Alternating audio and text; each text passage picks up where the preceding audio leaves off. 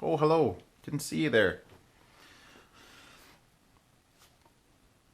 I'm not going to say much. We're just going to look at a piece of industrial design. A good piece of design.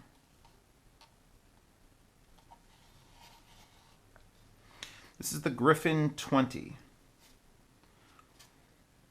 It's an amplifier. It's a little different than other amplifiers. It's also an amplifier that, as soon as I saw it, it was instantaneously purchased for review. Don't even need it. May give it away. Check out the Patreon.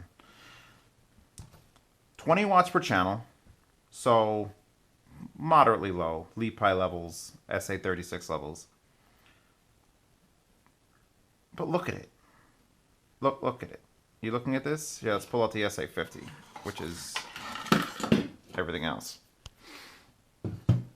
So this is more powerful and less money than this. This is a little over 100. I saw it, and I'm like, a little over 100, sold. But this is special. First thing that's special about it is there's no analog inputs.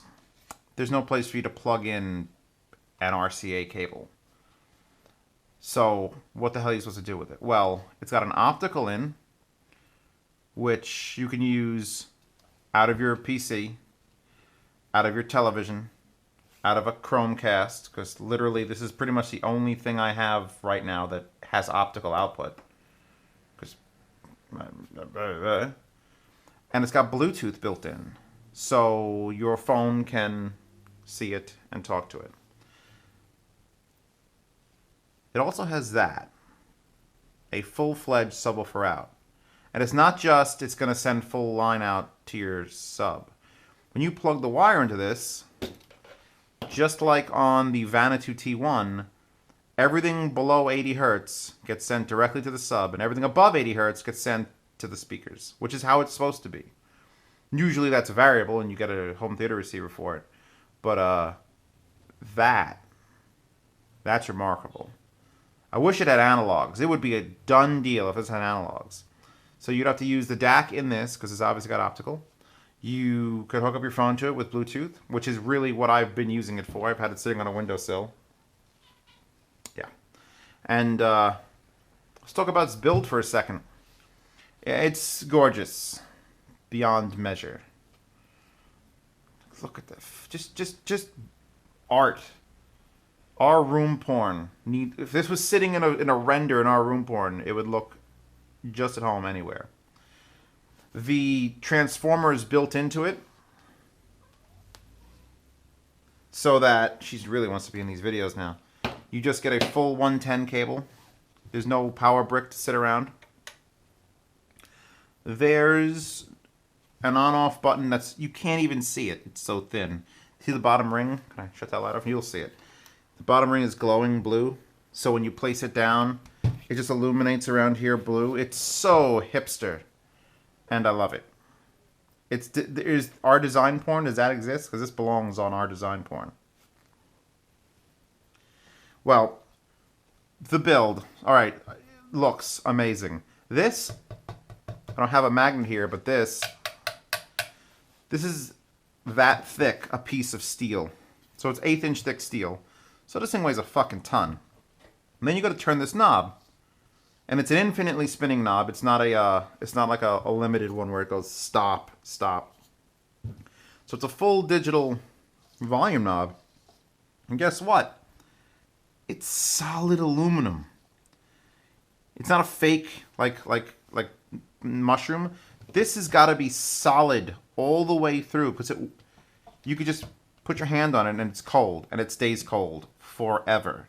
And you pick it, you could like just lift it up, and it's like, fuck. But how? This knob is worth $100. How is it on a $100 amplifier that has this design and Bluetooth connectivity? And yeah, it's blue. And actually there's another LED that's not on because it's not currently connected via Bluetooth. Unless it did. Check my phone.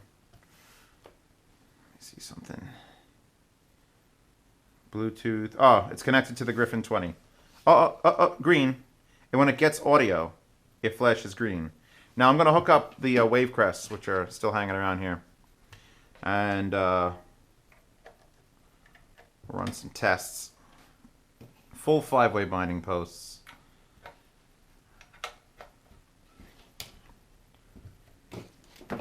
I guess we'll do Bluetooth first because it's connected. Griffin 20. More settings. Griffin. It's called the 20, alright? It's so pretentious. I love it. It's Great Gatsby's amplifier. Oh, I only use the 20. We'll put title on because I've got Chromecast. Touch into that. Yeah. Besides surfing, what do you think about love, for instance? Lower that. You can see that the blue indicates...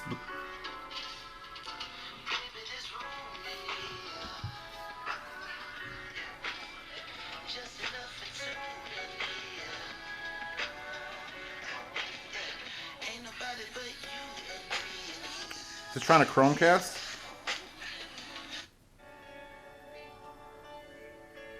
Things are happening. I should have multiple devices for this. Alright, pause that. Pause that. So it's aptX Bluetooth, which means it's full-fledged Bluetooth. Let's close one of these two apps. Yes, we are. Settings. Where's Bluetooth? It should just go when you're connected to Bluetooth.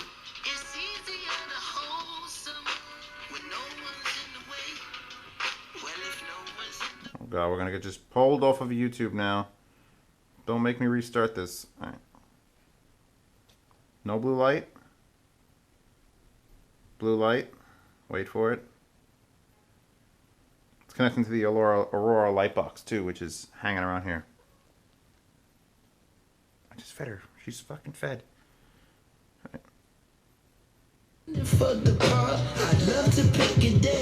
God, these wave crests are good, by the way. Alright, back to where we were. Blue light. I must have hit that button. So there's the little button, that's the connect button. So blue light means Bluetooth's connected, and green light means it's actively playing sound. So let's turn the massive cat crotch knob.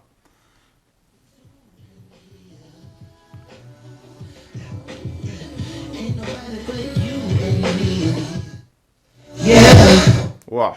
Now, since it's a full 360 never-ending spinning knob, the slower you turn it, the slower it adjusts the volume. So I recommend getting a real finessey. It's not the smoothest knob. Like, you can feel it's just a heavy fucking block of aluminum just spinning on plastic. If they could make that feel better, this would be worth $500, and you could sell it to anyone you want. And if you turn it fast, so even like a 90-degree turn,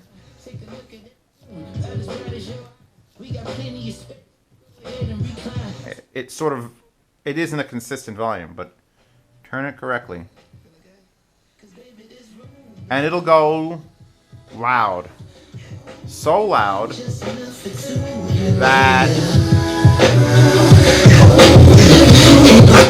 that happens. She clicked out. So I clip the amp, and now she mutes, and she slowly brings it back up and expects you to lower it.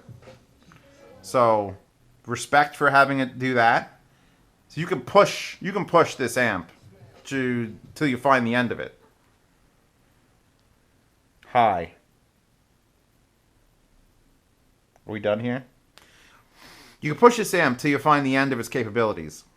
And then it'll tell you when you found them by just shutting off and resetting and shutting off and resetting. So you'll know exactly what's happening. Now, when you run a sub out, and I don't know if you'll hear it, it's going to detect me plugging this RCA in, and it's going to think there's a sub because it can't actually know. There, just a little mute. So now there's nothing below 80 hertz going to these speakers. It's just sending it here to nothingness. And since it's doing that, you could push slightly louder. Because when an amplifier is working really hard, The thing it's working really hard on is bass. So when you take that bass away and send it somewhere else, like to a powered sub, it can do more work, which is what the Vanitus do, which is what this does, which is what home theaters do, which is why you load little, monoprice 5.1 setups exist, because you can make little tiny speakers as long as you're not sending bass to them, they'll still get loud.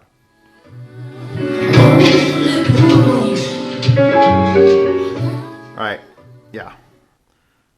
Bluetooth is as good as Bluetooth gets. Alright? aptX, it's real clean.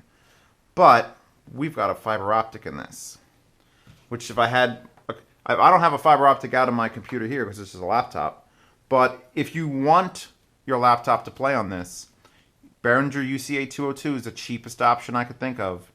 You get a Behringer DAC, it's got an optical out. You would get lossless into the DAC in this. Let's plug this in. Oh, Jesus Christ. I think we're plugged in. We disconnect Bluetooth. Bluetooth off. And now let's get out of Tidal. Jesus. What's playing?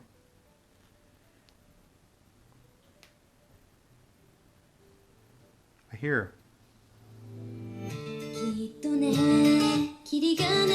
God, that's so clean. Alright, so it's obviously playing off my Chromecast.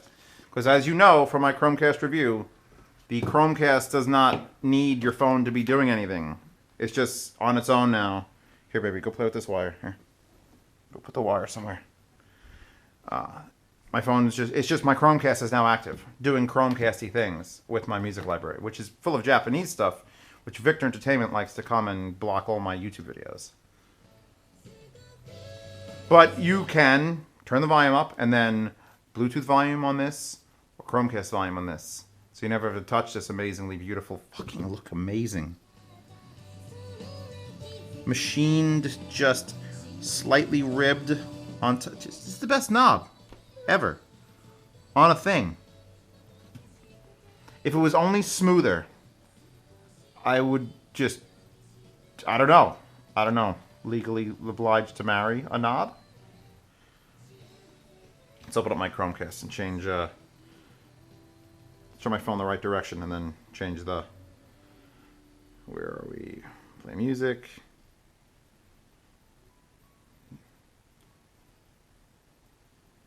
Boom, connect to Zeos Chromecast. That's what's playing now. Check my volumes. Lower my volume.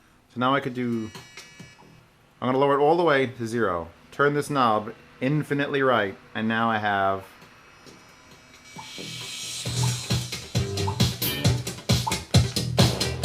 like, that's loud at like 4 bumps, and Space Dandy's definitely Japanese. So this will push beyond the limits of itself, and then you can control here. So I would just probably next.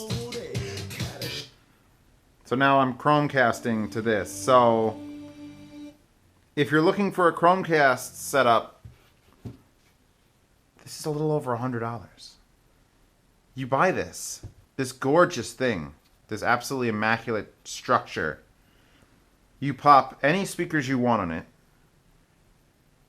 You plug it in. You plug your Chromecast in via fiber optic. You power your Chromecast, and you're done. There's no on-off on this. You have to hold it. You just leave it alone. It never gets hot. It never gets warm. It goes into standby automatically. Every time I've left it, it's in standby now.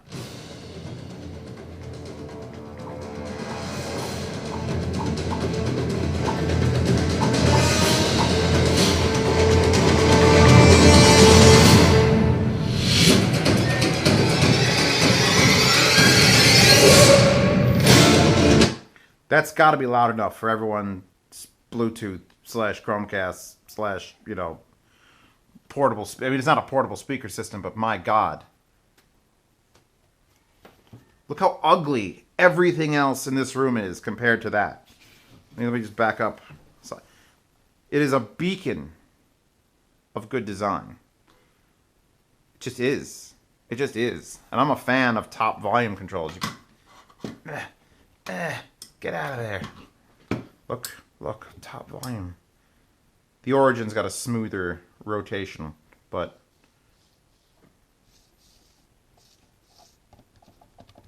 the fact that this is steel, like a magnet will fucking just go to this, and this is aluminum, and it looks like the fascia of an old PlayStation with the ribs, and it's got this glowing blue ring, and the power supply is built in, and it's got nice 5-way binding posts, and a dedicated subwoofer out, and an optical in, which will work for most of you people who have computers. I'm using a laptop in here, so I don't even have a fiber optic out. But anyone who's just like, I need a 2.1 for a desk, this is legit a 2.1. It's not just stereo and then you run the powered outs to the subwoofer and those play full range. This will actually cut off and play 2.1 correctly. That's why this was an immediate buy. I needed no other reason to purchase this. Keep an eye on the Patreon, because there's going to be a couple giveaways. I've been lax, and I think it's time to catch up. And this may end up there, because really I don't have a need for it, except to look at it. Hold it. Did that do anything? It's not connected to Bluetooth, because the Bluetooth's off, but it is playing sound. Sound is just real quiet. Whoa! 20 watts. Plenty of watts.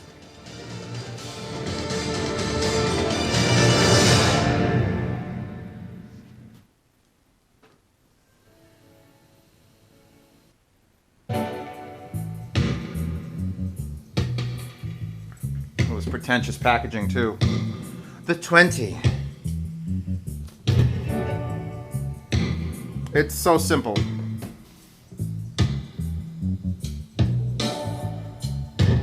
Does that shut it off?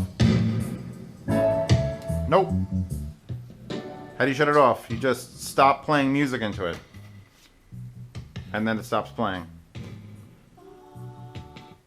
It's... Oh, Jesus Christ. Christmas music. I know we're only like 2 weeks away.